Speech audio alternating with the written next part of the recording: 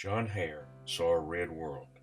Red, scaly ground, bare of vegetation, sloped down, far down, to a vast irregular rent in the earth, which zigzagged through the plain beneath.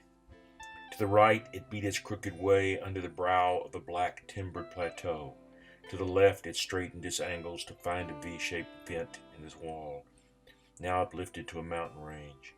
Beyond this earth-riven line lay something vast and infinite, a far-reaching vision of white wastes, of purple plains, of low mesas, lost in distance. It was a shimmering, dust-veiled desert. This passage was from Zane Grey's Heritage of the Desert. Zane Grey was born in Zanesville, Ohio in 1872. His ancestors had been pioneers in the historic Ohio Valley.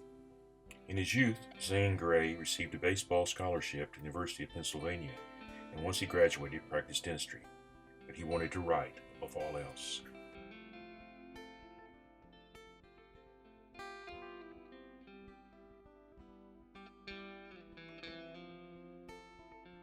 His first novel, Betty Zane, based on his own family history, appeared in 1903. This was the first in his Ohio Valley trilogy. He followed with Spirit of the Border in 1906 and The Last Trail in 1909. In 1905, Grey married Lena Roth, whom he called Dolly. She edited his manuscripts and made deals with publishers. It was her belief in her husband's writing that was most responsible for the success of his lengthy career. Then, in 1910, came Grey's breakthrough success, Heritage of the Desert. 2 years later, in 1912, Grey produced his all-time bestseller, Riders of the Purple Sage, one of the most successful Western novels ever written.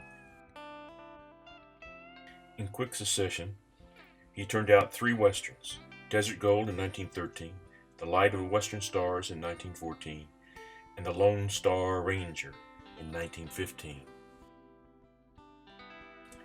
In 1915, he also penned The Rainbow Trail, the sequel to Riders of the Purple Sage.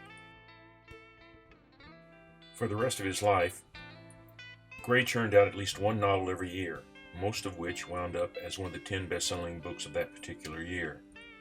Today, he is the best-selling Western writer of all times. Of his more than 90 books, 60 are Westerns.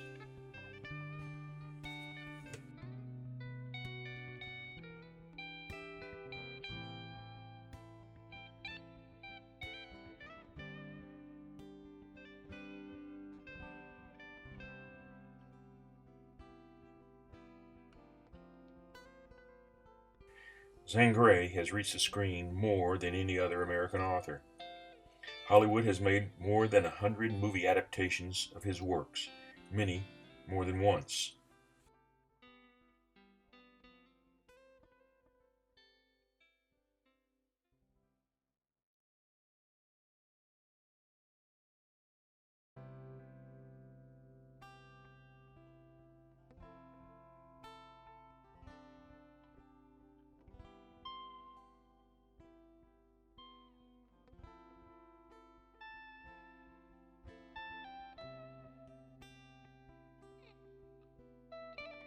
From the first, critics attacked Grey's novels, partially because of passages like this from Wanderer of the Wasteland.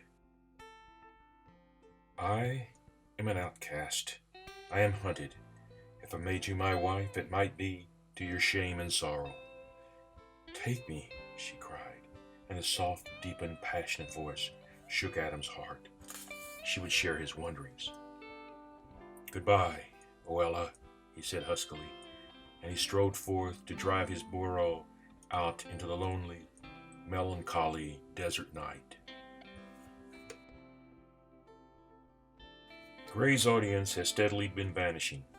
The cultural forces that wiped Westerns off our movie and television screens also took their toll on Grey's legacy, as did the content of Grey's novels themselves.